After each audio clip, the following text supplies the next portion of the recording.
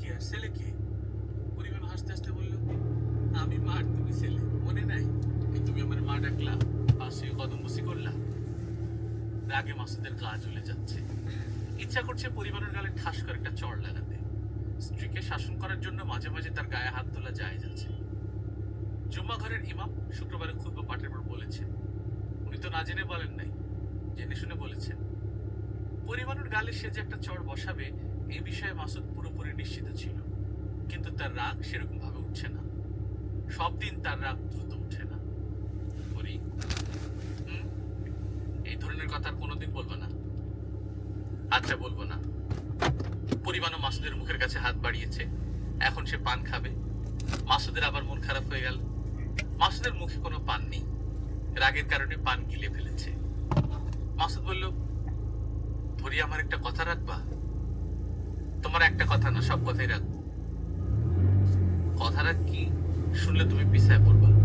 যদি রাখো তাহলে ভবিষ্যতে তোমার 10টা অপরাধ ক্ষমা করবো। কি কথা? রাত অনেক হয়েছে, গ্রামের মানুষজন ঘুমে, আসমানে চাঁদও নাই, অন্ধকার। কথাটা বলো। তুমি আমার সাইকেলের পিছনে বসো, আমি তোমারে নিয়ে ঘুরবো, কেউ কিচ্ছু জানবো না। রাজি আছো? পরিবারে ক্ষীর স্বরে বলল, মাসুদ গাছপালার ভেতর দিয়ে এঁকে বেঁকে সাইকেল চালাচ্ছে। একসময় সে নদীর দিকে চড়ল। নদীর পাড়ে চর পড়েছে। ফাঁকা চরে সাইকেল চালানোর মজাই অন্যরকম। পরিবার শুরুতে ভয় ভয় লাগছিল, এখন মজাই লাগছে। সে ক্ষণে ক্ষণে চাপা গলায় হাসছে। কে? মাসুদ না? মাসুদ, এদিকে আসো। নদীর চরে সিদ্দিকুর রহমান দাঁড়িয়ে আছেন। তার এক পাশে লোকমান, এক পাশে সুলেমান। সুলেমানের হাতে বন্দুক। তার গলার স্বর শুনেই মাসুদ সাইকেল নিয়ে হুমড়ি খেয়ে পড়েছে। সিদ্দিকুর রহমান আবার ডাকলেন, মাসুদ, কাছে আসো। মাসুদ বাবার কথার পরপরই সাইকেল নিয়ে ঝড়ের গতিতে বের হয়ে গেল। পরিবারের কথা একবারও তার মনে হলো না। সিদ্দিকুর রহমান লোকমানের দিকে তাকিয়ে বললেন, লোকমান, তুমি মেয়েটারে তার বাড়িতে পৌঁছায় দিয়ে আসো। নদীর পাড় ঘেঁষে সিদ্দিকুর রহমান হাঁটছেন। সুলেমান তার পিছু পিছু যাচ্ছে। সে চারদিকে সতর্ক দৃষ্টি রাখছে। রাত বেরাতে এভাবে বের হওয়া ঠিক না। কখন কি ঘটে তার কি ঠিক আছে? সুলেমান, জি চাচাজি। আমার গাধা ছেলে স্ত্রীকে সাইকেলের পিছনে নিয়ে চক্কর দিতেছিল। দৃশ্যটা তোমার কাছে কেমন লাগলো? ভালো না চাচাজি, বিরাট অন্যায় হয়েছে। আমার কাছে ভালো লেগেছে, আমি অত্যন্ত আনন্দ পেয়েছি। গাধাটাকে আমি ডেকেছিলাম কি জন্য জানো? গাধাটাকে ডেকেছিলাম একটা কথা বলার জন্য। কথাটা হইল, যা, তুই যতক্ষণ ইচ্ছে সাইকেলে করে চক্কর দে। সুলেমান চাপার নিঃশ্বাস ফেলল। সে এতদিন ধরে মানুষটার সঙ্গে আছে, তারপরে মানুষটার বিষয়ে সে কিছুই জানে না। এটা কেমন করে হয়? বাড়ির উঠোনে ইজি চেয়ার। ইজি চেয়ারের হাতলে লাল ঠোঁটের হলুদ পাখি বসে আছে। লীলা অবাক হয়ে পাখির দিকে তাকিয়ে আছে। কাক, চড়ুই এবং কবুতর, এই 3 ধরনের পাখি মানুষের আশেপাশে থাকতে পছন্দ করে। অন্য সব পাখি দূরে দূরে থাকে, মানুষ দেখলেই উড়ে কোনো গোপন জায়গায় চলে যায়। লীলা মুগ্ধ হয়ে বারান্দায় দাঁড়িয়ে আছে, নড়াচড়া করতেও ভয় পাচ্ছে। পাখিটা যদি উড়ে চলে যায়? থাকুক আরো কিছুক্ষণ বসে। ধান এনে উঠোনে ছড়িয়ে দিলে কি পাখিটা টুকটুক করে ধান খাবে? বাড়ির ভেতর থেকে জল চৌকি নিয়ে লোকমান বের হচ্ছে। লীলা ইশারায় তাকে থামতে বলল। লোকমান ইশারা বুঝতে পারল না, এগিয়ে এলো। দরজার চৌকাঠের সঙ্গে জল চৌকি লেগে শব্দ হলো। হলুদ পাখি উড়ে চলে গেল। লীলার মনটা খারাপ হয়ে গেল। লোকমান বলল, আমারে কিছু বলছেন? না, কিছু বলছি না। জল চৌকি কি করবো? উঠোনে ঠিক মাঝখানে রাখেন আর ইজি চেয়ারটা সরিয়ে দিন।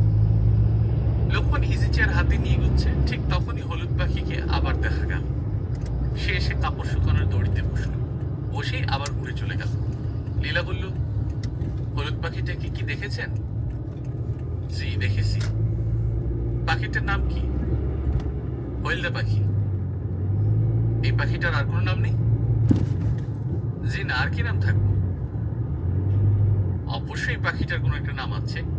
টিয়া পাখির গায়ের রং সবুজ, তাই বলে টিয়া পাখিকে আমরা সবুজ পাখি বলি না, কোকিলকে কালো পাখি বলি না। জলচৌকিটা রেখে আপনি লোকজনদের জিজ্ঞেস করে পাখিটার নাম জেনে আসবেন। জি আচ্ছা। আপনি একা কেন? আর লোকজন কোথায়? সুলেমান চাচাজির সাথে কই জানি গেছে। ছাড়ো তো, এ বাড়িতে আরো লোক আছে, সবাইকে আসতে বলুন। জি আচ্ছা। আজ এই বাড়িতে একটা বিশেষ দিন, এটা কি জানেন? লোকমান জবাব দিল না। আজ যে এই বাড়িতে বিশেষ দিন তা সে জানে। এ বাড়িতে বউ আসবে, পরিবারকে আনা হবে। তবে এই আনা অন্যরকম আনা, আনন্দ উল্লাসের আনা না। লোকমান ভেবেছিল অন্ধকারে বাস ঝাড়ের ভেতর মেয়েটাকে হাঁটিয়ে নিয়ে আসা হবে, কেউ কিছু বুঝতে পারবে না। এখন মনে হচ্ছে তা না, মোটামুটি আয়োজন করে মেয়েটাকে আনার ব্যবস্থা করা হচ্ছে। লোকমান নিশ্চিত চাচাজি বিষয়টা পছন্দ করবেন না, তিনি খুবই রেগে যাবেন। তবে রেগে গেলেও চাচাজি কিছু বলবেন না, তিনি তার মেয়েকে অত্যন্ত স্নেহ করেন। এই বিষয়টা এখন বোঝা যাচ্ছে। আপনাকে বলেছিলাম পালকির ব্যবস্থা করতে, করেছেন? জি না, প্রয়োজনে সেনবাড়ির পালকি আনা হইতো, সেনবাড়ির পালকি এখন নাই। পালকি ছাড়া নতুন বউ আসবে কিভাবে? আর কোথাও পালকি নেই? জি না। কাঠ মিস্ত্রি খবর দিয়ে আনুন, কাঠ কিনে আনার ব্যবস্থা করুন। পালকি বানানো এমন কোনো জটিল ব্যাপার না। কি যে কোন, পালকি বানানো জটিল আছে? জটিল না সরল সেটা বুঝবে কাঠ মিস্ত্রি। আপনি ডেকে নিয়ে আসুন, আমি কথা বলবো। জি আচ্ছা। এখানকার দোকানে রঙিন কাগজ পাওয়া যায়? লাল নীল কাগজ? যাইতে পারে। আমার রঙিন কাগজ লাগবে, খোঁজ নিয়ে দেখুন রঙিন কাগজ পাওয়া যায় কিনা। জি আচ্ছা। এখন বলুন আপনাকে কি কি কাজ দেয়া হয়েছে? কাঠ মিস্ত্রি খবর দিয়ে আনবো আর রঙিন কাগজ আনবো। আরেকটা কাজ করতে বলেছিলাম, হলুদ পাখির নাম জেনে আসতে। আপনাকে 3টা কাজ দিয়েছি, আপনি 3টা কাজ শেষ করে যত দ্রুত পারেন চলে আসবেন। বেলা বেশি হয়নি, 9টা 9:30 বাজে। লীলার হাতে অনেক সময় আছে, পরিবার আসবে সন্ধ্যায়, তার আগে সব কাজ গুছিয়ে ফেলা যাবে। সিদ্দিকুর রহমান তার মেয়ের হাতে পরিবানুকে এ বাড়িতে আনার সমস্ত ব্যবস্থা করার দায়িত্ব দিয়েছেন। লীলা কাজগুলি আগ্রহ নিয়ে দেখছে। সে রমিলার ঘরে ঢুকলো। রমিলা খাটে বসেছিলেন, মেয়েকে দেখে দ্রুত খাট ছেড়ে উঠে এলেন, আগ্রহ নিয়ে বললেন, ভাগো, এ বাড়িতে কি কোনো ঘটনা আছে? আজ মাসুদের বউকে এ বাড়িতে আনা হবে। পরিবানু? হ্যাঁ পরিবানু। আপনি নাম জানেন? জানি। বাড়িতে নতুন বউ এলে কি কি করতে হয় আমি জানি না, আপনি আমাকে বলে দিন। রমিলা আনন্দে হেসে ফেললেন। লীলা বলল, ঘরে তালা বন্ধ থেকে আপনি আমাকে সাহায্য করতে পারবেন না, আমি তালা খুলে দিচ্ছি। তোমার বাপজান রাগ হইব। আমি তার রাগ সামলাবো। আসুন আমরা দুজন মিলে সব আয়োজন করি। অনেক জোগাড় যন্ত্র লাগবে গো মা, কালা গায়ের দুধ লাগবে। দুধ লাগবে কেন? দুধ পায়ে ঢালতে হয়। দুধ কে ঢালবে? নিয়ম হইল স্যারের মা ঢালবে, তবে আমার দেয়া হবে না। পাগল আর বিধবা এই 2 কিসিমের মেয়ে দুধ ঢালতে পারে না, অলক্ষণ হয়। অলক্ষণ হোক আর সুলক্ষণ হোক, দুধ আপনি ঢালবেন। তুমি বললে ঢালবো। আরেকটা কথা মা, আপনি সবসময় আমার সঙ্গে সঙ্গে থাকবেন। আপনার মাথা হঠাৎ গরম হয়ে গেলে যেন আমি বুঝতে পারি, ব্যবস্থা নিতে পারি। আমার একটা নতুন লাল পায়ের শাড়ি লাগবে গো মা, ছেলের মা লাল পায়ের নতুন শাড়ি পরতে হয়। আমি আপনার নতুন শাড়ির ব্যবস্থা করছি। তোমার বাপ কিন্তু রাগ হইব না। বাবা রাগ করবেন না, উনি অবাক হবেন কিন্তু রাগ করবেন না। ওনার সব রাগ এখন মাসুদের উপর, আমাদের উপর ওনার কোনো রাগ নেই। রমিলা বললেন, মা তোমার খুব বুদ্ধি, আপনারও খুব বুদ্ধি। লীলা রমিলার ঘরের তালা খুলে দিল। রমিলা ঘর থেকে বের হলেন, চাপা গলায় বললেন, মা গো, আমার খুব ইচ্ছা করতেছে দিঘিতে স্নান করি। বেশ তো, আমি আপনার সঙ্গে দিঘিতে গোসল করবো। আমি কিন্তু সাঁতার জানি না। রমিলা মুখ টিপে হাসছেন। লীলা সাঁতার জানেন এই খবরে তিনি মনে হলো খুব মজা পাচ্ছেন। তার হাসি থামেই না। সিদ্দিকুর রহমান বাড়ি ফিরলেন দুপুরে। গৈড়ার ভিটা নামে পরিচিত 150 বিঘার মতো জমির জন্য বায়না দলিল করতে তার দেরি হল। গৈড়ার ভিটা এই অঞ্চলের দোষী জমি। এই জমি কিনে যে ভোগ দখল করতে গিয়েছে তার উপরে মহাবিপদ নেমেছে, এই ধরনের জনশ্রুতি আছে। জমির বর্তমান মালিক কাজী আসমত খাও নির্বংশ হয়েছেন। তার একমাত্র জোয়ান ছেলে এবং ছেলের ঘরের নাতি একই দিনে নৌকাডুবিতে মারা গেছে। সিদ্দিকুর রহমান এইসব কারণেই গৈড়ার ভিটার নামমাত্র মূল্যে পেয়েছেন। কাজী আসমত খা বায়না দলিলে সই করার সময় নিচু গলায় বলেছেন, জমিটা যে দোষী কথা সত্য, ভোগ দখলের আগে মোল্লা মুসলি ডাইকা দোয়া পড়াইতে ভুল করেন না, বড়ই দোষ লাগা জায়গা। সিদ্দিকুর রহমান বলেছেন, মানুষ দোষী হয়, জমি দোষী হয় না। মানুষের অন্তরে দোষ লাগে, জমির অন্তরে দোষ লাগে না। কথাটা বলে তার ভালো লেগেছে। তার মনে হয়েছে কিছু না বুঝেই তিনি খুব ভাবের একটা কথা বলে ফেলেছেন। এই ভাবের কথার মর্ম সবাই ধরতে পারবে না। ভাবের কথার মর্ম বুঝতে পারার জন্য ভাবের জগতে থাকতে হয়। বেশিরভাগ মানুষই ভাবের জগতে থাকে না। গয়নার ভিটা কেনার পেছনে সিদ্দিকুর রহমানের বিশেষ একটা উদ্দেশ্য কাজ করছে। এই উদ্দেশ্যের সঙ্গে ভাবের জগতের কিছু যোগ আছে। জমির দলিলের রেজিস্ট্রি হবার পর তিনি তার উদ্দেশ্য প্রকাশ করবেন, তাও সবার সঙ্গে না, দু একজনের সঙ্গে। সেই দু একজনকে তা তিনি ঠিক করে রেখেছেন। কাজী আসমুক্তার বাড়ি থেকে নিজ বাড়িতে আসতে তার 1 ঘন্টার মতো লাগলো। সঙ্গে ছাতা নেওয়া হয়নি, কড়া রোদের সবটাই মাথায় পড়েছে। তার দ্রুত হাঁটার অভ্যাস। শেষের দিকে তার হাঁটার গতি শ্লথ হয়ে এলো। বুকে চাপা ব্যথা অনুভব করতে লাগলেন। তিনি নিজের দুর্বলতা অগ্রাহ্য করার চেষ্টা করে হাঁটার গতি বাড়াতে চেষ্টা করলেন। হাঁটার গতি তেমন বাড়ল না, বুকের চাপ ব্যথাটা শুধু বাড়ল। সুলেমান চিন্তিত গলায় বলল, সাসেজের শরীর কি খারাপ লাগতেছে? তিনি প্রশ্নের জবাব দিলেন না। বাড়ি পৌঁছানোর পর চোখ বন্ধ করে ইজি চেয়ারে কিছুক্ষণ শুয়ে থাকতে হবে। মাথা থেকে সমস্ত দুশ্চিন্তা দূর করে 5-10 মিনিট মরা মানুষের মতো পড়ে থাকলে শরীর ঠিক হয়ে যাবে। বাড়িতে পা দিয়ে তিনি ধাক্কার মতো খেলেন। বাংলা ঘরের উঠানে 2 কাঠের মিস্ত্রি সমানে করাত চালাচ্ছে। তাদের 3 জন যোগালী কাঠের আন্দা দিচ্ছে। একটু দূরে লোকমান শুকনো মুখে বসে আছে। তাকে অসম্ভব চিন্তিত মনে হচ্ছে। সিদ্দিকুর রহমান বললেন, ঘটনা কি?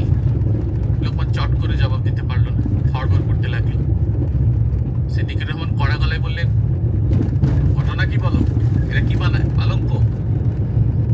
জি না। তাহলে বানাইতেছে কি? পালকি। পালকি কি জন্যে? বইঞ্জির হুকুমে বানাইতেছে।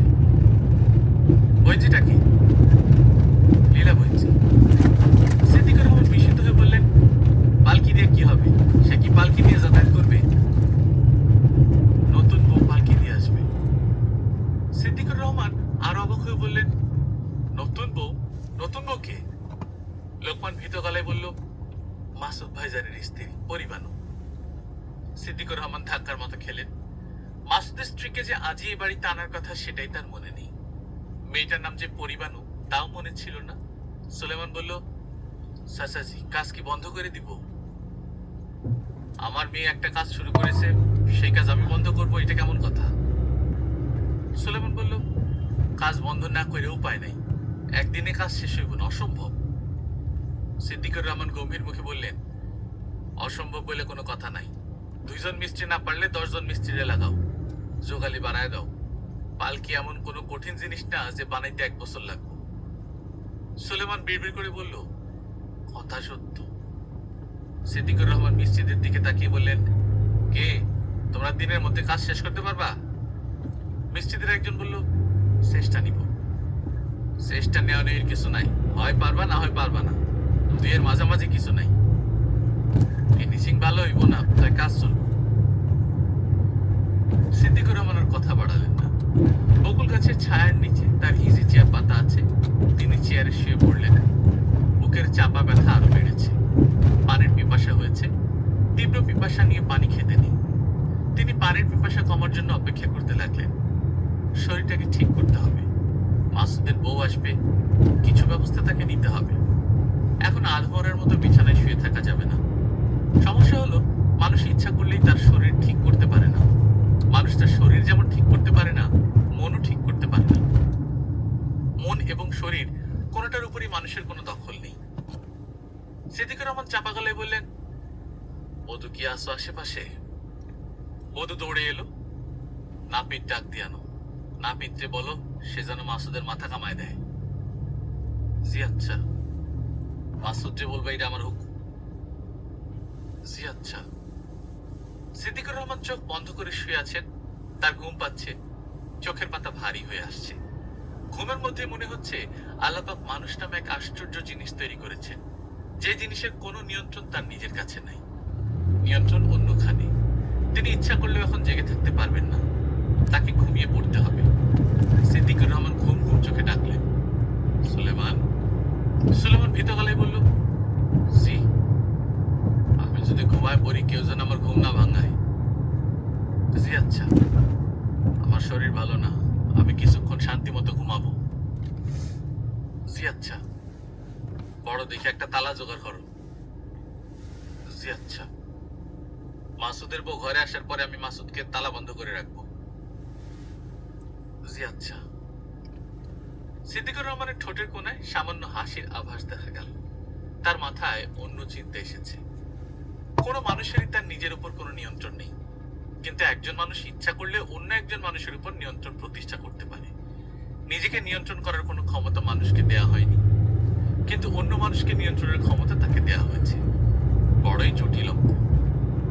সুলেমান। জি চাচাজি। পানি খাবো, পানির পিপাসা হয়েছে। সুলেমান ছুটে গেল পানি আনতে।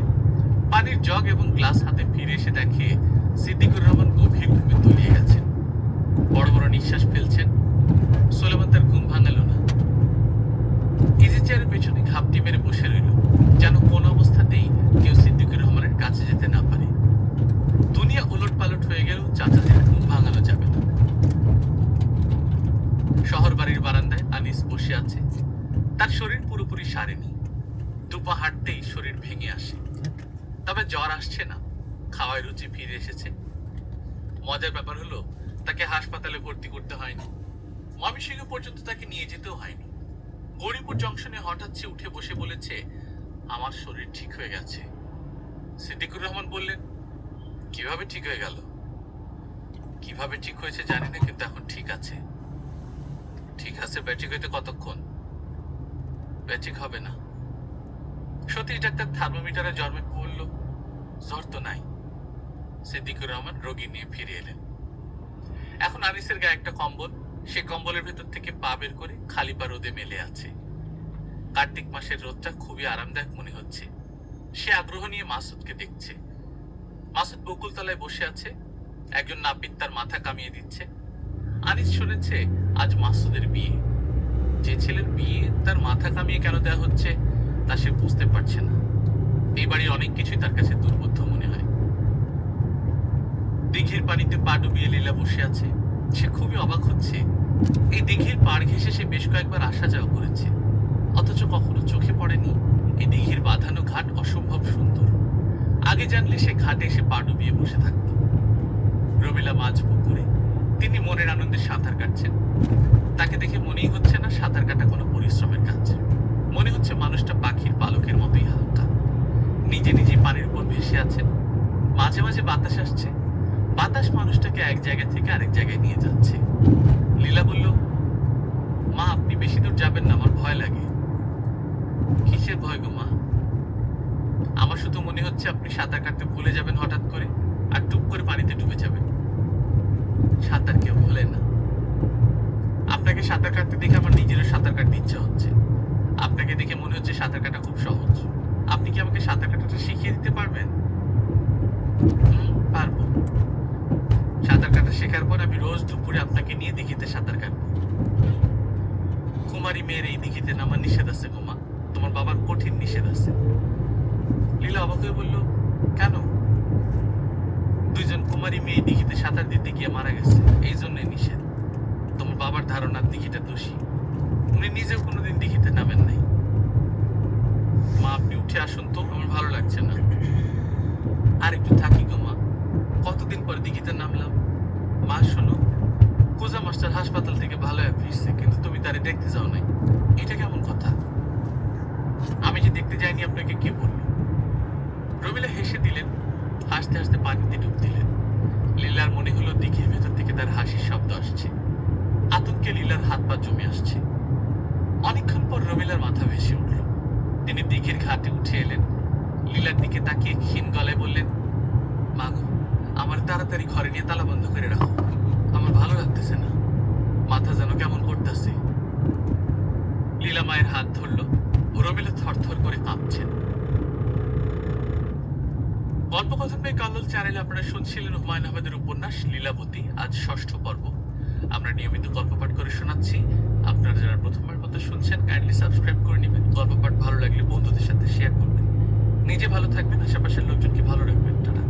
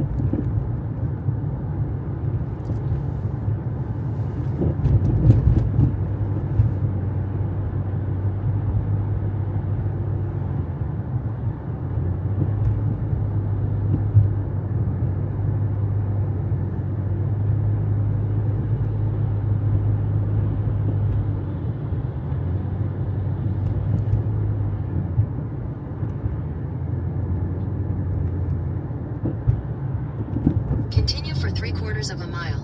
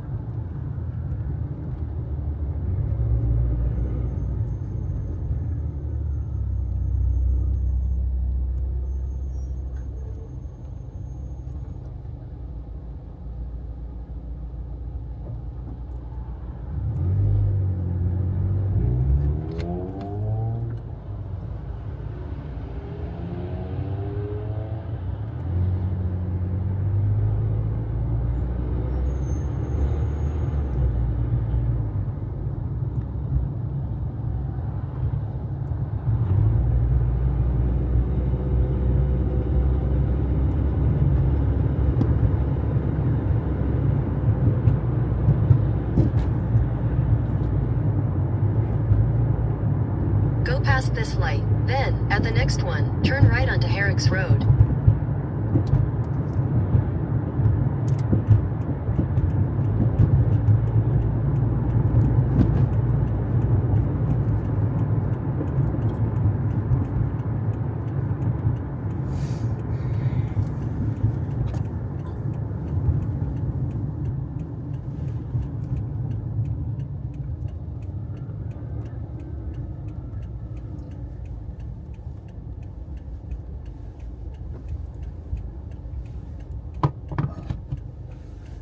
At the light, turn right onto Herrick's Road.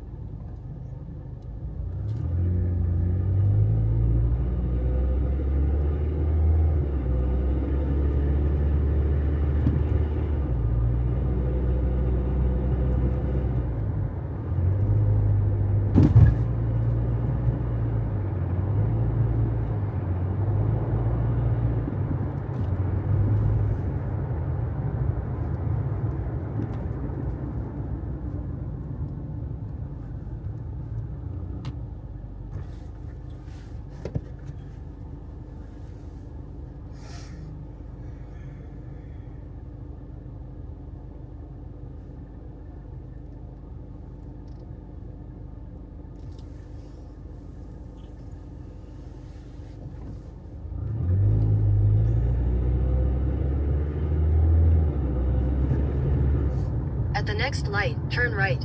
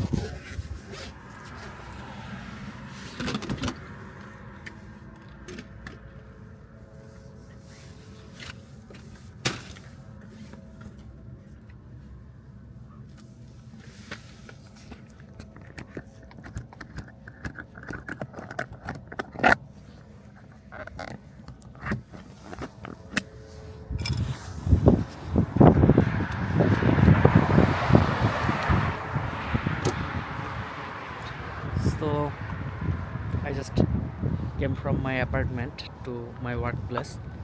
Now I am waiting here for shuttle because the parking lot and the shuttle is a little far, so it will I can walk. The weather is good today, but still if I get the shuttle I will take it.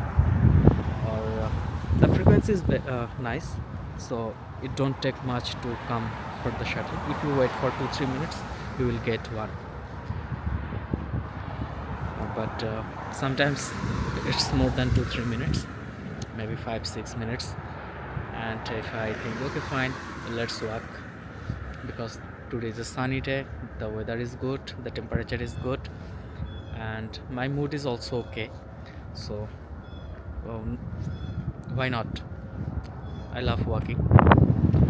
So I came from New York City to Mineola, Long Island.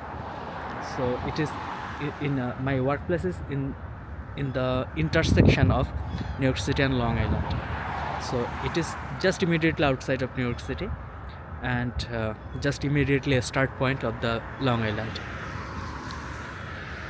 Okay, so I thought it will be nice if I show you guys my journey, and it will be also a good thing for me to be becoming nostalgic in future.